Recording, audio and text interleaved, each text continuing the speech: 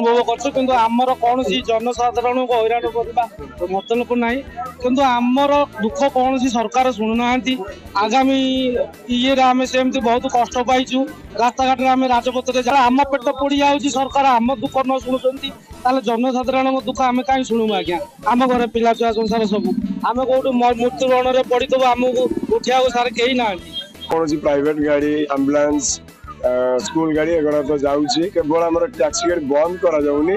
जो ड्राइवर भाई मैंने आमर संगठन सहित जोड़ी अच्छा से आम देखु सीधा भाव में आम सहित आंदोलन में सहयोग करने अनुरोध करोक भाव आम से दुख प्रकाश करूँ कहीं हईराण नवाई आम 1.5 मास आगु पूरा देलु समस्त ऑफिशियली जे पर्यंत आम दाबी पूरण न से पर्यंत आम आंदोलन में अच्छु।